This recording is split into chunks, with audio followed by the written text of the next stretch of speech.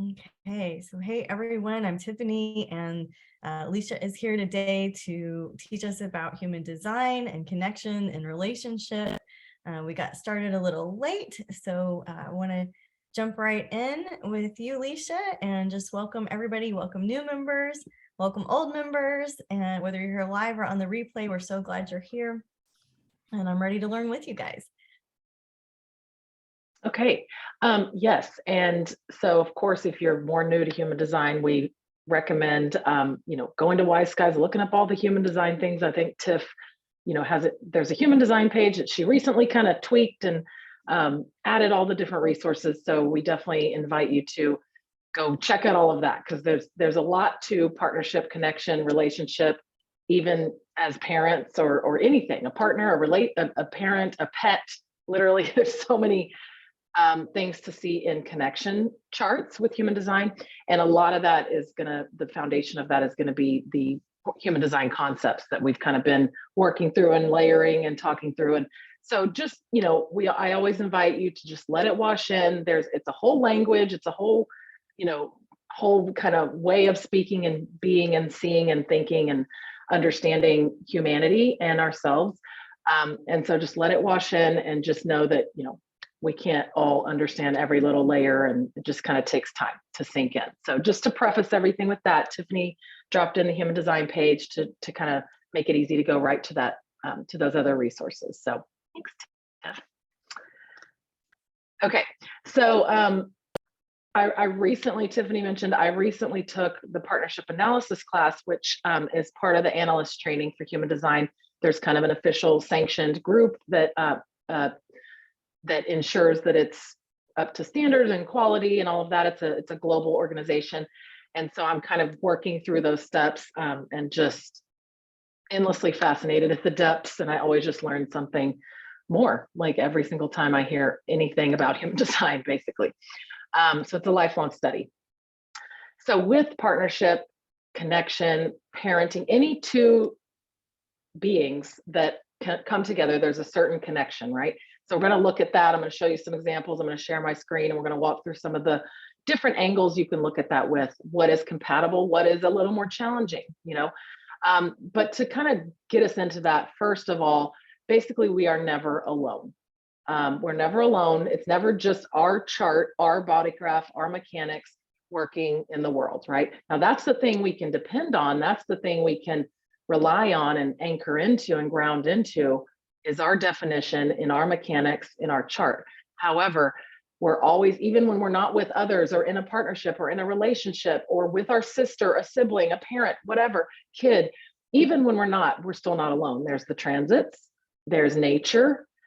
We're still in the field of other things connecting with our own mechanics, right?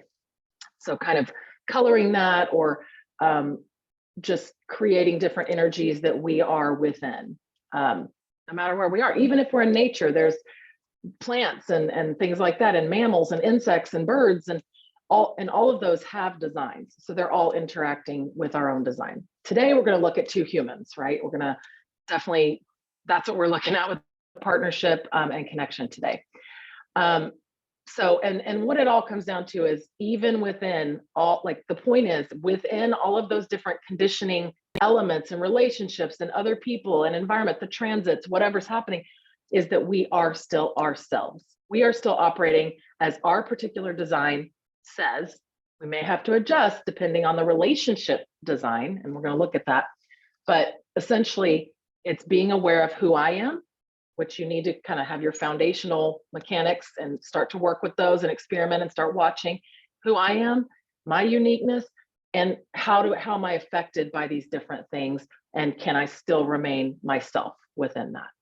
So there's a lot to that, right? But that's kind of the general thing. The most important thing is operating as yourself first within all the other things. So there's not really a like, who is the perfect partner for us? This is the kind of type I should be with. This is this is what it should look like on paper as far as two charts, right? Like here's my chart and here's what they should be. There's really not anything like that. Like people will be like, there should be a human design dating app where you can basically put your chart and then you can pick upon that and all that. It's like, oh my God, this whole, ball of wax, we've heard it a million times, it would never work because the whole point is correctness. Okay. So it doesn't matter if I meet another 1-3 splenic projector with exactly the same channels, like all the things. First of all, that's boring as hell. So we're going to talk about that. Second, it could be that it would never work in reality, even though maybe theoretically that could seem like, oh, there's sameness there. In human design, it's very much, we connect with, there's like kind of sameness versus difference and all of that. So that kind of goes into definition, openness, and definition, which we invite you to look at some of the other resources around that. So it's just kind of this whole concept that in my experience, I think at first, and I'm 3.5 years around that into human design very radically. It had to be radical for me, given where I was and the burnout and all the different things that I'd tried and was at that point. In the 3.5 years, what I have come to see is that there's the rules, there's the mechanics, there's the on paper, and then there's how do I experience those mechanics in life as life comes to me. It's not predictable. It's kind of like, how do I experience, what is the experience of myself within this partnership, within this parenting relationship, within this friendship, within this transiting thing that's happening? What is my experience of me within that? So that's kind of, and only you can answer that. I love this. And I'll share some quotes from it, but recently the Human Design Collective podcast is excellent. It's sourced from original mechanical correct information, which there's a lot of pop HD stuff out there that's not correct. And so I love that podcast. The latest episode is Darmeen Swanson, I think is his last name. He's a 1-3, 80-year-old Black man reflector. He has been in human design for 30 years. Insane, love him, very feisty. But he talks about that. It's like, what is the experience of me within that? There's the mechanics, but then that's not going to predict who I am, like who the investigator, martyr, that's my profile, investigator, martyr. Well, what is my experience of that, given my whole design and the relationships I'm in and all of that? So, okay, so let's get into looking at some connection charts and kind of, I'm going to show you Tiffany and mine in a minute, and just we'll use that as kind of an example and share some other things as they come up. And of course, jump in anytime with your own questions, observations, whatever. So any relationship, I'm going to share my screen so you can kind of see. Oh, would you mind, Tiff, making it where I can share my screen when you can? Did you just ask me a yes or no question? That was so sweet. See, it's just automatic now, like, right? Because she's a manifesting generator. So us projectors, we need to, everyone needs to, whenever they can, with awareness, with respect and understanding, ask yes, no questions. So we'll talk about that a little bit more. So yes, I think it's kind of automatic with you now. I don't say like, what do you think about whatever, Tiff? I kind of nuance the question so it can be a response. So a response can come through from it. Okay, so let me share this one. Also, do you guys want me to drop some tidbit notes in the chat? Is that helpful or does that distract you guys?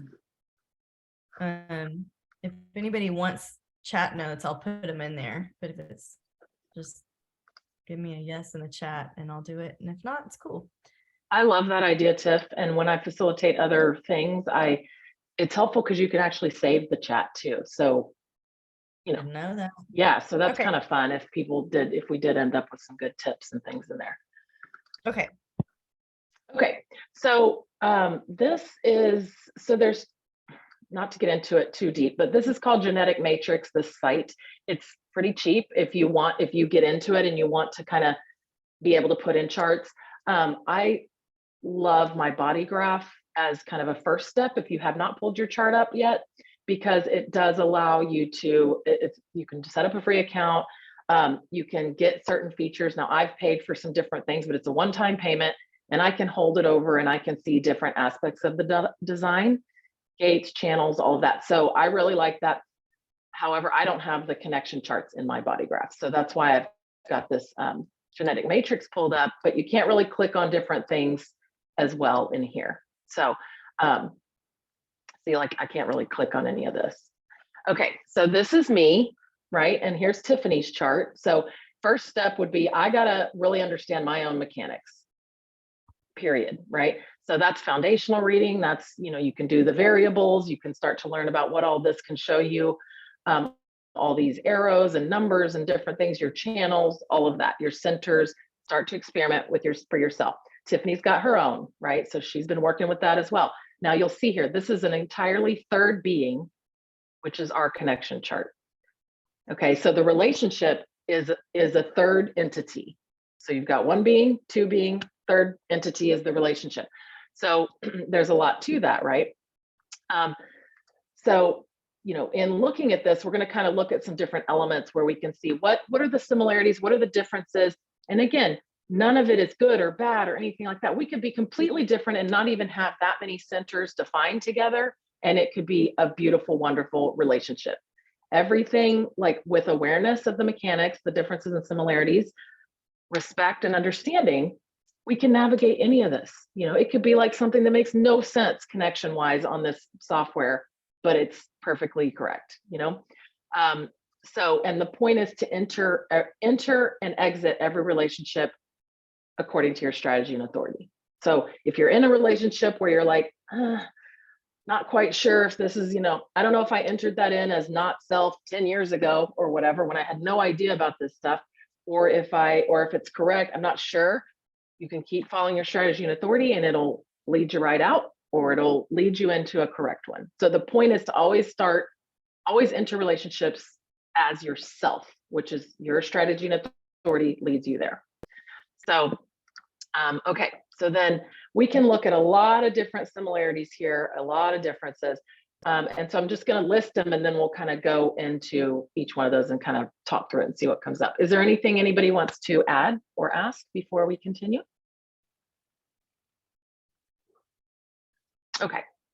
So, and yeah, so this is helpful for, I think we said this, but for all connections, like our pets, our kids, our parent, a partner, a friend, a coworker. I mean, literally anything. We can look at all this. Okay.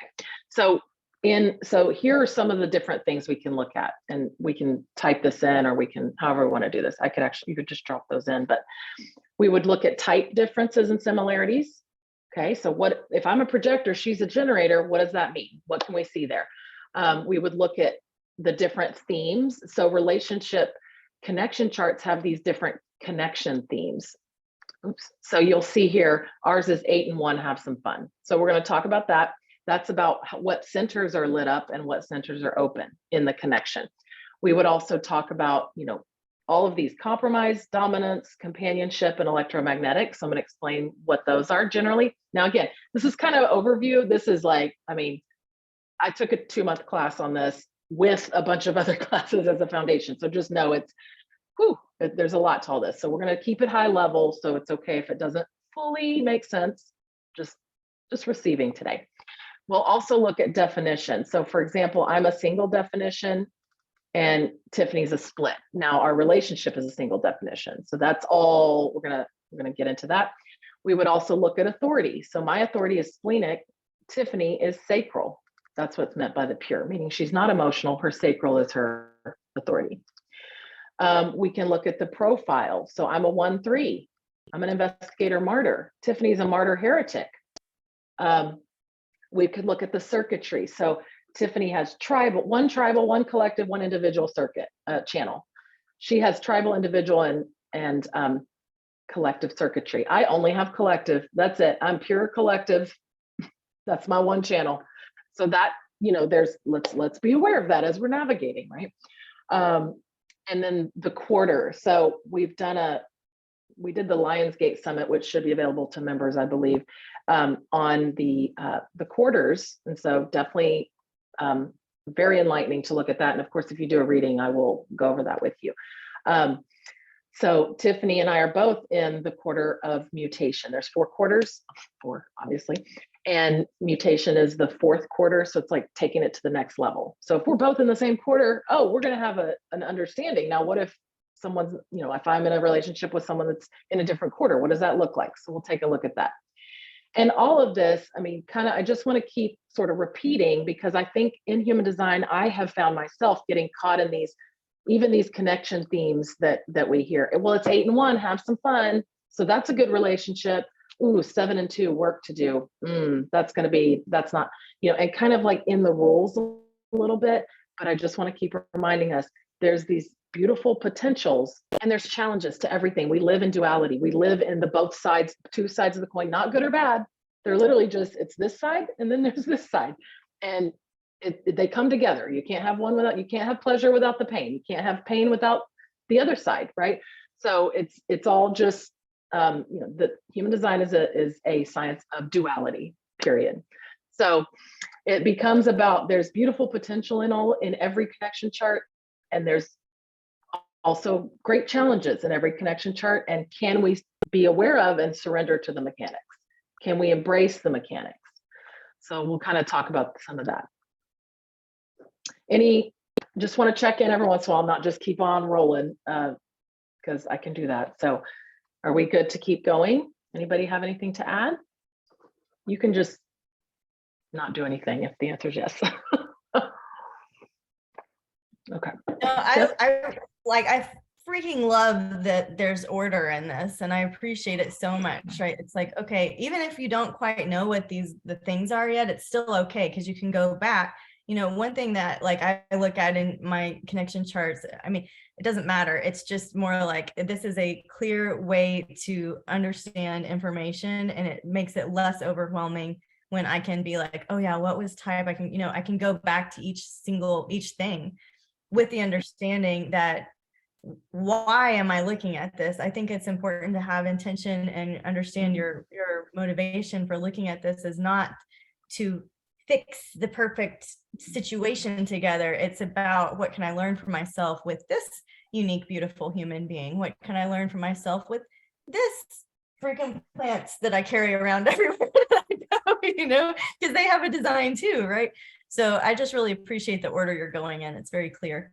Oh, good. Well, and just to throw a little thing in there, if you look at, so this is Tiffany's arrows at the top of her chart, her variables, and you see they're all left. And Lauren, I think you're actually all left as well. So a person that has all, and I'm 2 left, 2 right. A person that's all left is very strategic, very much wants the order of things, thinks backwards and forwards in steps, pulls out the information they need, can organize it, so, right? It makes, you're speaking your design. You're like, thank you for the order and the very clear, steps. So I just want to kind of throw that out, because that's what's so beautiful about the human design system is it's like, you just hear the language and it's so magical. It's just that someone's just talking and you're like, oh my God, that's so your design. So of course, as a projector, we want systems to know the other. So this is that ultimate, and a generator needs a system to know themselves. That's what we're all here for. So Tiff, were you going to add something? I was. Does it matter which side one person is on versus the other? No, I think in this software, it's whoever, like when you make a new connection chart, like I can go here. It's whoever I picked first. So, okay, no, that's a brand new chart. I won't do it right now, but basically, it's whoever I picked first. So if I'd put Tiffany in first, no, doesn't matter on here, but you can see the orange. All the orange in this is me, Leisha. All the blue is Tiff. And then there's different views you can look at and all that stuff. So I'll show you some different things within that, because it fits into our discussion. Okay. So the first thing I want to look at is really just type, because ultimately that is the core of everything. That is what determines your strategy, which is how you move through life, how you make decisions, big, small, everything, right? How life comes to you and how life force moves through you. You align with that by following your strategy. That is determined by your type, which is determined by what centers you have defined. So it's all connected, but just to keep it kind of orderly and sort of go in deeper as we go. If we look at the type, right? So I'm a projector. There's 4 aura types. Tiffany is a generator, okay? So 70% of the world's generator, 20% is projector. That is I'll put a pin in that. So basically related to relationship. If you think about a generator aura, the aura is open and enveloping. There's no boundary to the aura. It's just you're taking in, you're magnetizing everything. Life is just coming to you. And really the protective mechanism to know what is correct for you and what is the right direction is the sacral response. Okay. So, so, it's the and that's what's correct is what you say to for Tiffany. She's a generator. So that's a generator because the aura is open and enveloping. They're made for relationship. They're made for partnership. Now there's nuances because if you're a single definition versus a split definition and all of these things, then it's going to be a little bit of a different nuance. So for example, someone that's single definition is a little more self-contained, a little more, all of my centers are connected with one channel. Like I don't have to, I don't have like several groups of centers that aren't connected automatically in my own circuitry. So that's what single is. So that's a little more independent. It's not necessarily always, it's not needing the other in the same way. Now there's other things. This is exactly where I'm talking about the rules. That's the mechanic of definition if you're a single definition. However, I'm a projector, so of course I need other people, right? I have all these open centers. Oh my God, I'm built to connect with others. So just know we can look at each, we can pull out the order and do little, like these are the mechanics of that piece of the order, but you got to look at the whole synthesis of the whole thing because that's a whole different story. So just throwing that in there, another plug for that. When you're a split definition generator, first of all, you're made for generators in general because of their aura are made for relationship. They're designed to be in relationship. If you're a split definition, you're extra designed to be in relationship because it means, and I'll pull up a little bit better view. So you see Tiffany's chart, she has this one island where she's got, the spleen and the heart center connected. And then she's got this island of these three centers connected. So it's what she needs, what's called a bridge gate to connect up all her activation. She would need the gate 16, which I have. She would need the gate 20. She would need the 10, right? So or the 34, any of those would connect this chunk to this chunk. Okay, so I just want to do it. That's a brief explanation of what split definition is. If you're a generator, you're designed for relationship. If you're a split definition, even more designed for relationship, okay? All right, so the projector, we're sticking with type right now. Projector is also designed for relationship, a one-on-one relationship. And that's because the projector is really best one-on-one, okay? Kimberly's 12, I like the title. The projector, our aura is focused and absorbing, like, the generator's like this beautiful thing, and ours is like a drill, basically. Whatever we're looking at as a projector, we're drilling into. So I've become a lot more aware and not careful, but just, I guess aware of where my eyes are even looking, who they're looking at.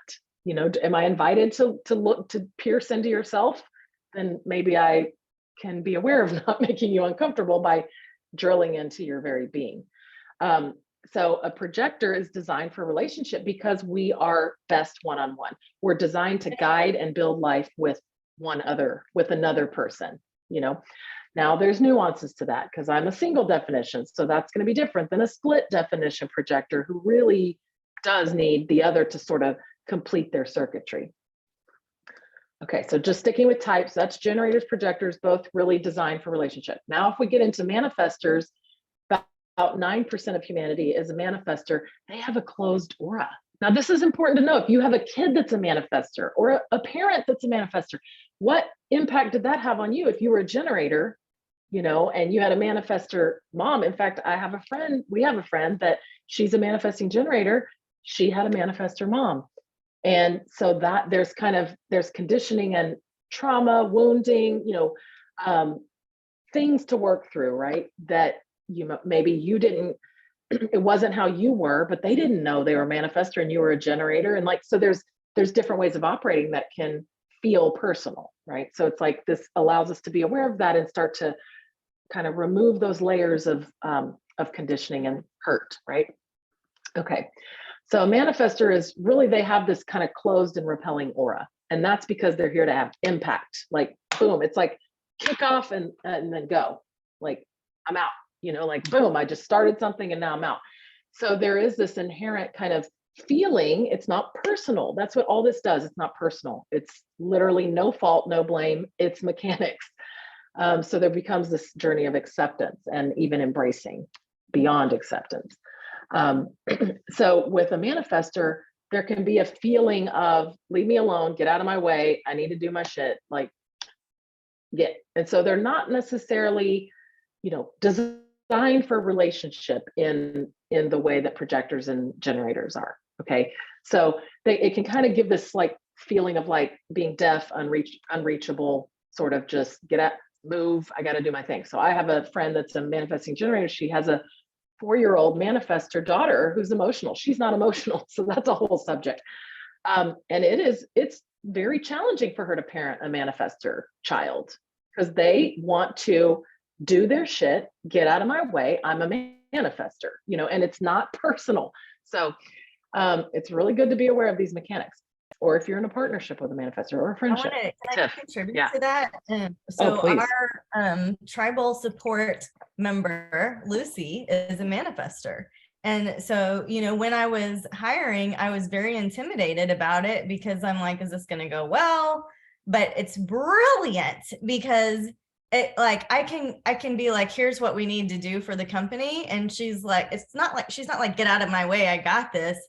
But I am comfortable knowing that she got this. And I don't always feel that way, but it's like, there's such a wonderful, she does make an impact. She does all of our art. If you guys follow our social media, she picks all of the themes out and she's in her element and she's getting to inform, right? And she's much younger, right? But she's getting to inform and use her design in a way where I do want to get out of her way. I don't want to do that stuff. So it's there's many, I guess, ways to look at that crystal of facets of manifest energy. Yeah. And imagine if you were going to hire this person that you just thought, oh, she's great, she could be good, she has experience, I like her stuff, and you didn't know she was a manifestor, like, and you're an open and enveloping, like, oh, and she's like, yeah, got it, kind of just that feeling. Like all manifestors I know, they're lovely humans and I love them. However, I know that it's mechanical and it might feel differently to me if I didn't know they were a manifestor. So it's like, you knew that and you were like, okay, I'm going to inform her. She can inform me. I'm not going to expect her to ask yes, no, to ask me yes, no questions or ask her yes, no questions. She's not a generator. Yeah. It changes everything. Yeah. Yes. And then you both get to fulfill your purpose, in that connection. So it's, so good. Okay. So that's manifestors. They're not necessarily designed for relationship mechanically. Doesn't mean they can't have great relationships. Just continue to repeat that for myself too. Okay. So then reflectors they're 1% of the of humanity. They're a very unique type. Again, I mentioned that Human Design podcast, the latest podcast with Darmeen, who is a 1-3 reflector, and he is brilliant. Like, if you want to know what the heck is a reflect, like, he is the one to listen to, in my opinion. Of course, he's a 1-3. So I'm like, oh, the 1-3 part, because we resonate with that. I'm a 1-3. That's my profile. So, but reflectors are lunar types. So first of all, we're all solar types. 99% of humans are solar types. Reflectors are lunar. So there's immediately when I met the first reflector that I knew was a reflector, I was like, oh, there's just a different frequency. It's a very different field that they put out, that they exist in, that they add to the other field, to the unified field, and so they're not necessarily designed for one-on-one partnership, because in a partnership, you sort of have to focus on the one person, but reflectors are here to reflect on the whole, to get the overview of their entire environment. Like, they're almost like in a partnership with their environment. So, that can be interesting because reflector has no defined centers. So it's going to depend on the connection. It's going to depend on the correctness, all the things. Doesn't mean they can't be in a relationship. Like Darmeen has been in a 40-year relationship with a manifesting generator. However, they had to split apart a few times and they came back together, and especially during when they both met Human Design at certain points, and they've lived in separate areas and together. And it's interesting to listen to that episode because they actually interview his wife as well, Leela. And since they're both huge in the human design world. So if you're curious, or if you have a reflector that you're a parent of or a partner of or a friend or whatever, it's really interesting to listen to both of their episodes to get a more, a kind of a glimpse into the reality of it. Okay. So, oh, thank you for dropping that in, Tiff. So generally, if you know there's type differences, then there's strategy differences. So it's like, can I, ask Tiffany yes or no questions in our friendship? Because I know that yes, no questions are what is going to allow her authority to be honored, right? And mine is projectors are wait to be invited. So she knows that I'm probably not going to instigate a lot of stuff with her. I might ask her yes, no questions if I have an idea of something we can do together or whatever. But really, she invites me. She invited me to come to Wise Skies. She invited me to do this. And otherwise it wouldn't have been correct. I wouldn't have had the energy. I would have gotten bitter. It just wouldn't have worked if I'd try to instigate that. Tiff, I saw you unmute. Totally. Do you want to? Yeah, we're trying to Don't do it. Mute, unmute. Your response is unmuting. So what do you do? No, I just remember that day because I didn't know what you were talking about. It was like the first day that I had a foundational reading, and I was like, because I was like, what I knew immediately was that I wanted this to be part of this company. It's a missing link. It's truth. It's helpful. I mean, it's beyond helpful, but I just was like, could you bring this to Wise Skies? Because I don't have the capacity to be an analyst. I'm living my psychic world, and that's what I can teach. And these are the tools I can bring, right? Is astrology and psychic development. So when I saw it, I was like, zing, and I asked her if she would bring it, but I didn't know that an invitation was required to enter it correctly. But you were saying like, oh, are you inviting me? And I'm like, yeah, dude. Duh. And you're like, is that an invitation? And I'm like, yes. I'm just doing my design without even knowing it. So, exactly. It's like your mind didn't understand what you were even talking about, or what it's like life was like, your response was, life brought you something, you responded to it. It doesn't matter what our mind says. Our mind's gonna go, well, that doesn't mean, does that make sense? Well, all the time. Right. That's the whole point with human design, is seeing that our mind should not be running our life. We are way developed beyond that. We have evolved way past that. So yeah, that's such a great example, because you're like, I don't know. And then you just invite it. It's just this, it's like you can see it in it's the magic in the mundane. It was so significant to me that she invited me. She didn't even know she was inviting me. It's just like, yeah, I guess that would be called an invitation. Okay, if you need the word invitation, I'm like, I need the word invitation. So that's part of my design is to transmit the message, and I knew that was a message that needed to be conveyed to us. Yes. And so the other thing I want to point out is you mentioned Darmeen and his partner having some breakup, come back together. That is a symptom of third line being, right? This bonds made and broken. And Leisha and we didn't have a breakup ever, but we have had periods of our life where we like work in the same environment and then go live our lives. And then we come back together and we have so much fun, and then we go live our lives. And then there is this idea of bonds made and broken when you're dealing with the third line being. And so just because you have a breakup, did you not enter it correctly? Do you want to give it some space? Was it just not correct, or was it just a timing thing? And there's lots of nuances with looking at relationships. And I really appreciate that you brought up that Darmeen and his partner had this coming and going thing. Because anyways, that's it. Thanks. Yeah, it's a real third line experience. If you have a third line in your profile, it's really important to know that, because it's not personal. It's just part of the process.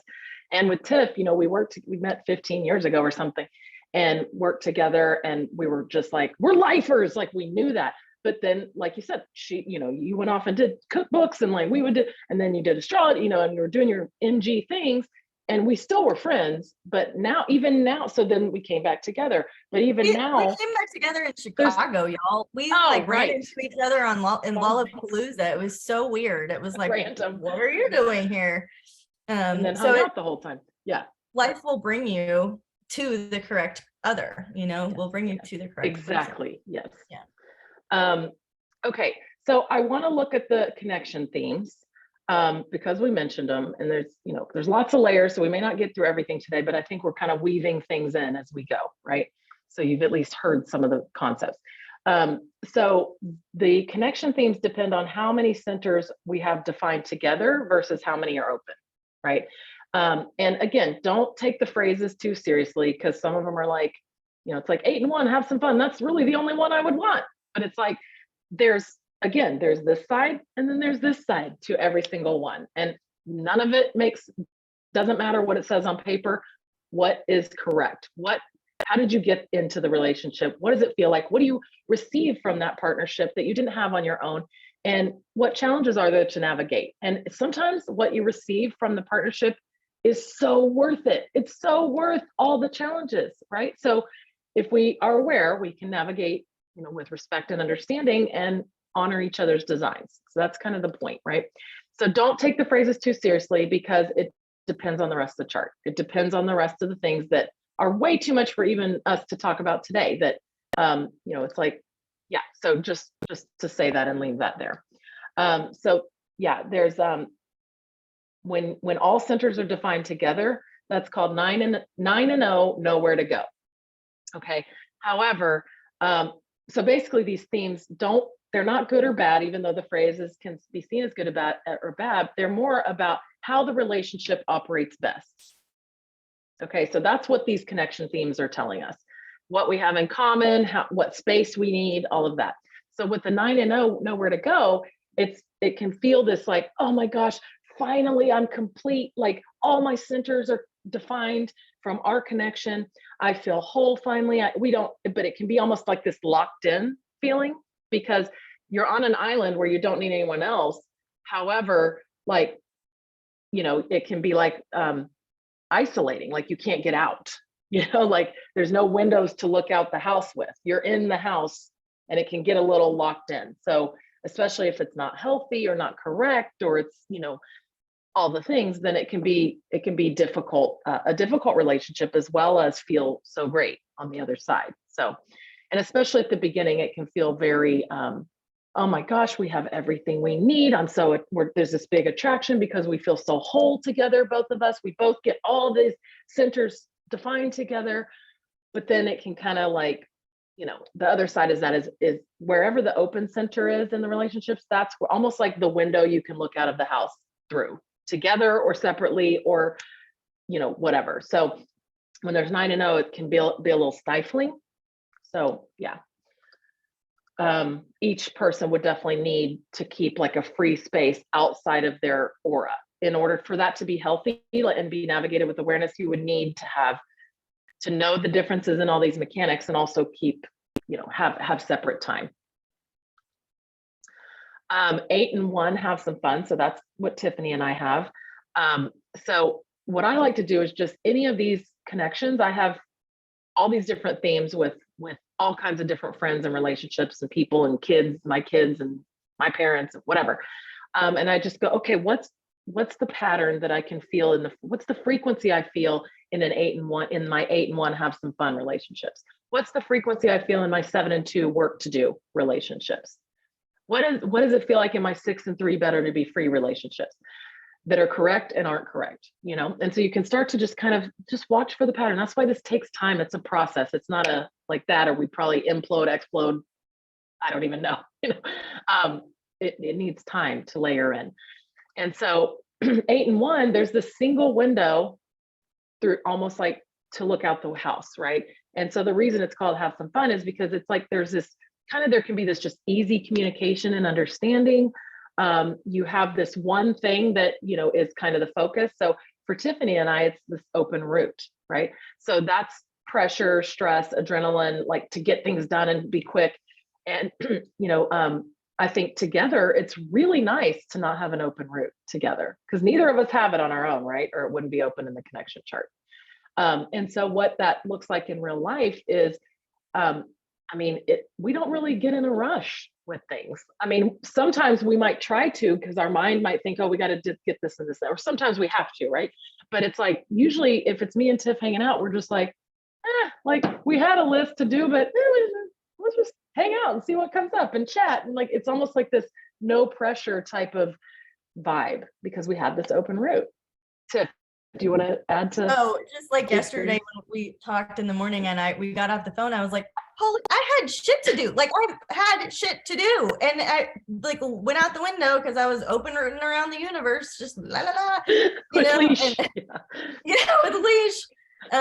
But the idea, I wanted to ask you, in your other 8-in-1s, because you have several open centers, can you speak to like, okay, we're open root, but you have other 8-in-1s that have a different thing in common, and how those feel differently, the flavor of them? Yes, it will depend on, I'm going to pull up this graphic just because these are old human design graphics that a lot of human design people have made. So just know that they're not aesthetically pleasing, but I like this graphic because it depends on which center you have defined, undefined together. So for me and you, we just don't really rush. We're like not really in a hurry. I mean, it's kind of nice because usually the people I'm with, we have defined root together, or they have defined root and I'm amplifying, right?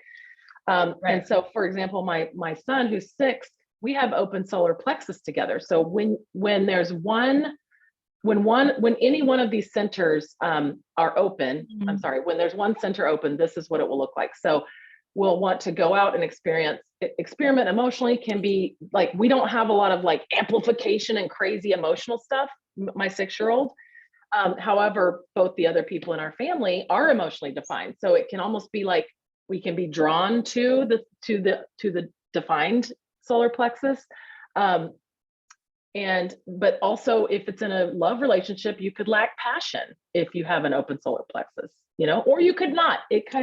This is the mechanic. Now, what's your experience of you in that relationship with an open solar plexus, but it's like, there's a, I can feel it's like there's a calmness, there's an evenness to when it's just me and Hendrix. And so that's, it kind of just depends. Like, for example, it can be too much when the pressure is felt. So if Tiffany and I have a lot of deadline, a lot of things, like I can relate to that because we both have open root and our connection is open root. If we're working on something together, then it can be like, oh, it's too much if we like feel pressure. But then it's like this, for my experience, it's like this, okay, I'm feeling that pressure. I can now see it over time of watching this and be like, okay, wait, do we need to do all that, Tiff? Like, do you want to, okay, hold on. Do you want to take a breath? I'm feeling a little pressure, and so we can kind of work through it together and help each other see that. So again, this is just like a old graphic that I find, can be helpful just to kind of generally get it. For example, if you have an open heart or ego, that's willpower, worth, material plane, there can be a challenge of undervaluing or overvaluing the relationship if that's your only center open. There can be material issues, financial challenges. There can be, worth issues. There can be both of you amplifying and trying to prove yourself in the world, or you can be like, we don't need to prove shit. We don't have an open ego. So there's a lot of ways that the mechanics can be experienced, but that's kind of the mechanic of it. Thanks. Okay. So then we have 7 and 2 work to do, which means you have 2 centers open. So that can be, it's almost like 2 windows to look out of. So it can be, we want to escape out these 2 windows and we have our own interests that don't align. Or we can be like, hey, you know what? You got that interest. I got this interest. We come back together. We embrace the difference. I'm not interested in biking. You go for it. You're not interested in my star friends. I'm gonna, that's fine. I don't need to like put all my, make you be interested in that too. But for me, because I have a 7 and 2 with my partner, 7 and 2 work to do.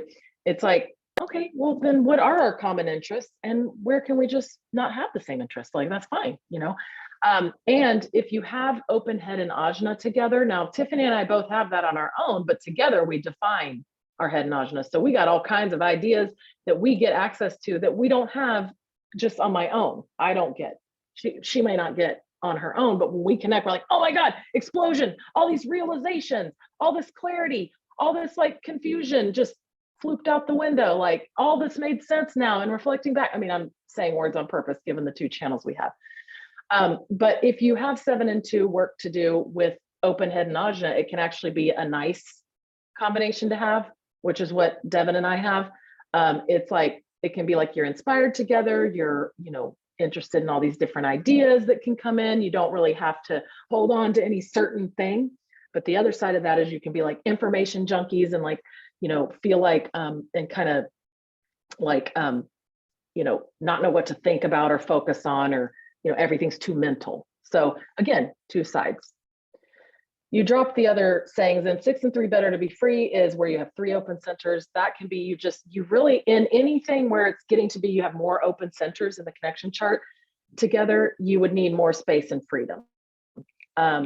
You can come together and then separate again, and just kind of, there can be a lot of distractions and issues if you're entered into it as a not self. But I have a really good generator friend, Vaishali, who I've known for 12 years or 15 years. We've worked together, and no, we don't always talk all the time, but we come together. It's great. We're 6 and 3, better be free. But it's like so fun when we come together, but then I might not chat with her for a few months, you know, which is also a third line thing. Or my friend Dave, the manifester, I'm 6 and 3 with him. And I just wait till he initiates a gathering where he just calls me out of the blue sometimes. I'm like, oh, sweet. And we chat, you know. But I'm not trying to constantly have a consistent thing with either of them. There just needs to be space, and just let it be what it is. Same with 5 and 4, out the door or relationship no more. Our good friend Kate, I mean, she is freaking amazing. I'm 5 and 4 relationship no more with Kate. That's insane. And what the only mechanical thing that we've talked about is sometimes it's hard for us to, like, we might have some time planned on the calendar, and it seems like a lot of other things come in and end up happening instead of us getting together. But when, like, what we chat on voice notes and everything else, and when we do get together, it's so beautiful and so wonderful. And it depends on the rest of the chart. So again, on paper, it makes no sense, but in reality, it's one of the most beautiful friendships I have. So just don't want us to get too much in the way of those sayings, because I think that in human design that can happen. Okay, does anyone want to add anything? We have about 5 minutes, but I'll go as long as y'all want to go. Tiff, I'll let you call that. Well, I guess Okay. I will point out that us guys are also doing partnership in February. So there's a lot to come back to on this. And so if that gives you time to explore and look at your partnership charts or have your partnership questions, in January, we're going to do the Rave New Year. In human design, the sun moves into gate 45 on January 22nd. And so you might 41. Sorry. Should have been 41. Saying it wrong, guys. 41 is like the initiating code on gate. Oh, why did I say 45? So 41. And anyways, that is the moment when you feel this, like the shift into the new year. So give yourself plenty of space. We're going to talk about that on the January one, and then we'll come back to partnerships in the February one.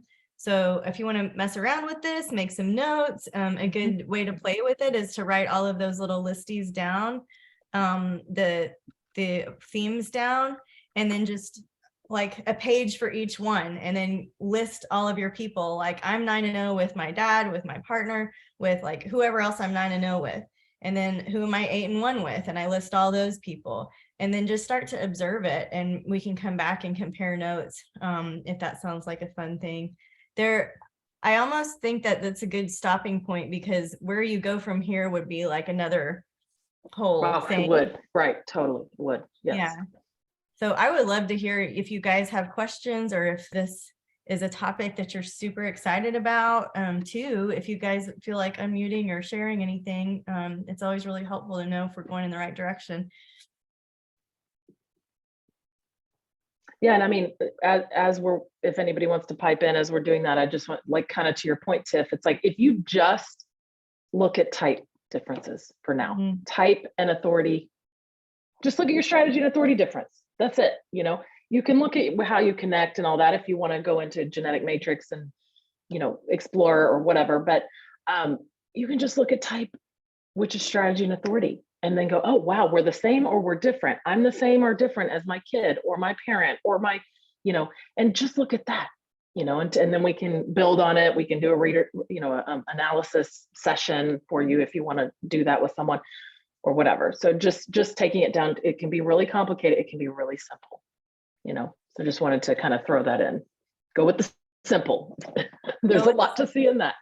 Yes. And Alicia and I've been working on this workbook, right? Like that has some of the communication strategies for the different types. And I'm really excited to share that with you guys at some point, because to me, that's been a real game changer for me, just knowing how to ask questions to somebody else in a way that they feel like relieved, and that I'm not pressurizing them, and I'm not, creating a sense of urgency or any of those things.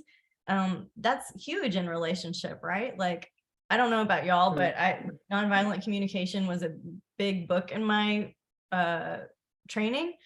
And nonviolent, it's such a like abrasive title, but it's so great. But the next level would be like human design communication, right? And so I feel like I agree with what you just said. Just know those two basic things and start to take some notes with the people that you do know, that you do have the sneaky birth data for in your life. And then just start to observe. The whole thing is just an awareness experiment, right? Like it's just looking, right, through a different lens. And the point is to love yourself and to not, when I realized that, like, I thought I was wrong and annoying for needing things in order and needing yes and no answers. And I'm like, could you just chill out a little bit, Tiffany, with all your, no, I can't. It's, I design and I love it. Yeah, and I like it. I like putting things in order, and I like being strategic about it, and I like being, psychic and guiding myself around with a practical way. So it's just like I think that this is one of the most important topics in human design, and I'm so glad that you guys were here to learn with us. So yeah, if you guys don't have questions about your charts, then I think this is a great place to wrap up. I apologize again that the link was incorrect in the email. It is correct in your member center. So you can always go there too. And we love you so much. The next workshop is December 19th. It's with me. I'm teaching mediumship. You don't have to practice it. You don't have to believe in it.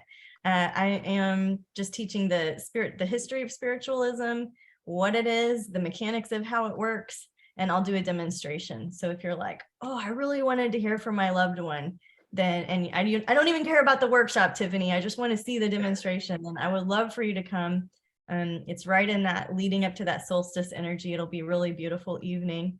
And then we are doing a 2023 astrology predictions with some of my astrology buddies on solstice on the 21st. And so Alicia's teaching us every first Thursday in 2023, as we can foresee.